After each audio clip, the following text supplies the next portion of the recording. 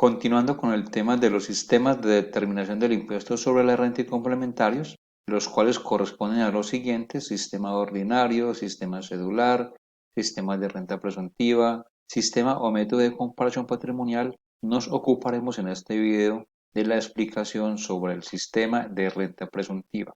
En un video anterior ya habíamos explicado el sistema ordinario, el cual es propio de las personas jurídicas. Ahora nos ocuparemos del sistema de renta presuntiva, el cual también es de obligatorio cumplimiento por parte de aquellas personas, tanto naturales como jurídicas, contribuyentes del impuesto sobre la renta y complementarios.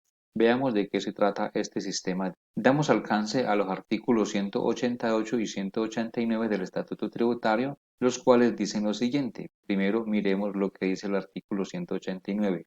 Depuración de la base de cálculo y determinación. Del total del patrimonio líquido año anterior que sirve de base para efectuar el cálculo de la renta presuntiva, se podrán restar únicamente los siguientes valores. A. El valor patrimonial neto de los aportes y acciones poseídos en sociedades nacionales. Tengamos en cuenta lo que nos dice este literal, y es que solamente está haciendo referencia primero al valor patrimonial neto. No es el valor del activo, sino el valor patrimonial neto de ese activo. En un video también está la explicación muy clara sobre cómo se determina el valor patrimonial neto de un activo. Y lo otro que se debe tener en cuenta en este concepto es que está haciendo referencia únicamente a los aportes y acciones poseídos en sociedades nacionales. Nada que ver con sociedades en el exterior. B. El valor patrimonial neto de los bienes afectados por hechos constitutivos de fuerza mayor o caso fortuito, siempre que se encuentren debidamente demostrados.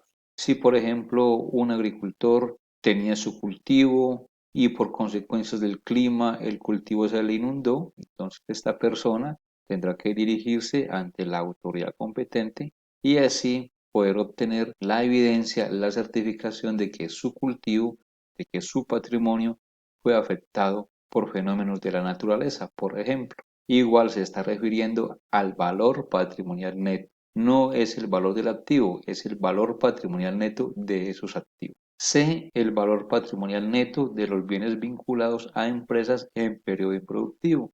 Está haciendo referencia a aquellas empresas que aún no han abierto las puertas al público, se encuentran en esa etapa de organización y hasta tanto esos activos no estén dispuestos al público, como es el caso de una persona que próximamente abrirá un supermercado al público, hasta que ese supermercado no esté abierto al público, esos bienes serán tratados como bienes en periodo improductivo. D. A partir del año grabable 2002, el valor patrimonial neto de los bienes vinculados directamente a empresas cuyo objeto social exclusivo sea la minería, distinta de la explotación de hidrocarburos líquidos y gaseosos. Aquí está haciendo la aclaración de que debe tratarse únicamente de la minería. E. Las primeras 19.000 VT de activos del contribuyente destinados al sector agropecuario también se podrán excluir de la base del patrimonio líquido cuando se esté haciendo ese proceso de depuración. Aquí no nos estamos refiriendo ya al valor patrimonial neto del activo, sino que hace referencia a las primeras 19.000 VT. Una persona que se dedica a la actividad agropecuaria, por ejemplo, sus maquinarias que hacen parte de los activos, las primeras 19.000 VT de esos activos los podrá depurar del patrimonio líquido para efectos del cálculo de la renta presuntiva. F. Las primeras 8.000 VT del valor de la vivienda de habitación del contribuyente. Tampoco hace referencia al valor patrimonial neto (BPN), sino a las primeras 8.000 VT. En todo caso, debe tratarse de la vivienda de habitación del contribuyente. No está haciendo referencia a ningún tipo de inmueble que esté destinado para el arrendamiento. Y G. El valor patrimonial neto de los bienes destinados exclusivamente a actividades deportivas de los clubes sociales y deportivos. Este literal es muy claro en relación a este tipo de activos que estén destinados a estas actividades. Y también hace referencia que debe corresponder al valor patrimonial neto. Como les dije hace unos pocos minutos, existe también un video en el que se explica claramente cómo se calcula el valor patrimonial neto de un activo, con ejemplos y todo. Antes de continuar con la explicación de este artículo, quiero invitarlos nuevamente para que se suscriban al canal, en el cual de manera permanente estoy subiendo material de mucho interés en diversos temas, temas contables, temas financieros, temas tributarios, que yo sé van a ser de mucho apoyo desde otros escenarios de su vida laboral y de su universidad. Los invito pues para que se suscriban, activen la campanita de notificaciones y así pueden recibir todo este material que con mucho gusto trabajo para ustedes. Bien, continuando con el artículo 189, hay una nota muy importante que dice lo siguiente. Al valor inicialmente obtenido de renta presuntiva se sumará la renta gravable generada por los activos exceptuados y este será el valor de la renta presuntiva que se compare con la renta líquida determinada por el sistema ordinario. Esto significa que después de haber hecho ese proceso de depuración, de haber tomado el patrimonio líquido del contribuyente del año anterior y haberle restado cada uno de esos conceptos, desde el literal A hasta el literal G, esos activos que se excluyeron, algunos o todos pueden generar renta. Entonces lo que nos está diciendo es que esa renta que han generado algunos o todos esos activos que acabamos de excluir se le sumará a la renta presuntiva para obtener finalmente la renta gravable por el sistema presuntivo. Una vez obtenida se tendrá que comparar con la renta líquida gravable determinada por el sistema ordinario. Pero no se preocupen de esta teoría porque más adelante vamos a hacer un ejercicio y así le damos claridad a estos artículos. Continuando con este mismo artículo, el 189, tenemos lo siguiente. Es importante tener en cuenta que desde el punto de vista fiscal, el insumo que vamos a necesitar para efectos del cálculo de la renta presuntiva va a ser el estado de situación financiera, así como en el sistema ordinario utilizado por las personas jurídicas para determinar la base gravable del impuesto. Se utiliza como insumo el estado de resultados. Aquí, en el sistema presuntivo, ese insumo va a ser el estado de situación financiera. A los activos desde el escenario fiscal los vamos a conocer como patrimonio bruto, los pasivos seguirán siendo pasivos o obligaciones y el patrimonio contable lo vamos a conocer como patrimonio líquido. Recuerden, desde el punto de vista fiscal. Vamos a ver ahora de una forma resumida cada uno de esos conceptos que acabamos de mencionar tenidos en cuenta para la depuración del patrimonio líquido.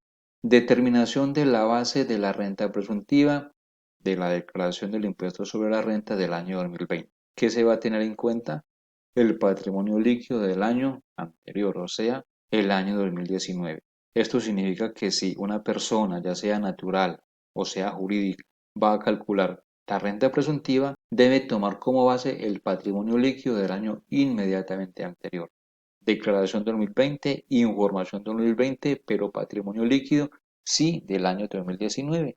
Y ese valor lo vamos a tomar de uno de los renglones de la declaración que presentó el contribuyente en el año 2019. Ojo, cuando hablamos de esta determinación de la base de renta presuntiva, como ya lo indiqué inicialmente, lo deben hacer tanto las personas jurídicas como naturales que son contribuyentes del impuesto sobre la renta y complementario. También existen unos videos adicionales donde nos explica quiénes están obligados a calcular la renta presuntiva. Estos son los valores que mencionamos según los literales desde el A hasta el G. Recordémoslo, al patrimonio líquido del año anterior le vamos a disminuir el BPN o valor patrimonial neto de acciones y aportes poseídos en sociedades nacionales, el BPN de bienes afectados por fuerza mayor o caso fortuito, el BPN de bienes vinculados a empresas en periodo improductivo, el BPN de bienes vinculados a empresas meramente mineras, las primeras 19.000 VT de activos destinados al sector agropecuario, las primeras 8.000 VT del valor de la vivienda de habitación del contribuyente y el BPN de bienes vinculados a actividades deportivas de clubes deportivos. Asumiremos de que el patrimonio líquido del contribuyente año 2019 fue de 800 millones de pesos y que en el 2020, allá en los estados financieros dentro de los activos, que es el periodo que vamos a declarar 2020, existen unas acciones y aportes poseídos en sociedades nacionales por valor de 150 millones de pesos. No tiene ningún otro valor a disminuir, razón por la cual la base de renta presuntiva es de 650 millones de pesos. Recordemos que cuando estemos calculando la renta agregable por el sistema presuntivo, estas acciones que estamos excluyendo acá debieron haber generado una renta agregable, que es la que le vamos a sumar a esa renta presuntiva. Más adelante lo vamos a ver. Bien, ¿qué nos dice el artículo 188? Base y porcentaje de la renta presuntiva. En principio dice lo siguiente. Para efectos del impuesto sobre la renta, se presume que la renta líquida del contribuyente no es inferior al 3.5% de su patrimonio líquido en el último día del ejercicio gravable inmediatamente anterior. Esto no se nos puede olvidar. Debe corresponder al patrimonio líquido del año inmediatamente anterior. Bueno, pero nos está mencionando un porcentaje del 3.5. Tengamos en cuenta que este porcentaje fue desmontado en reformas tributarias anteriores, Ley 1943 del 2018, Ley 2010 del 2019, que le dio su continuidad, y actualmente el porcentaje de renta presuntiva para la vigencia del 2020 está al 0.5%. Además, este artículo nos dice que para el año siguiente, 2021, será del 0%. Veamos ahora un ejercicio para que entendamos mejor todos estos artículos que hemos explicado.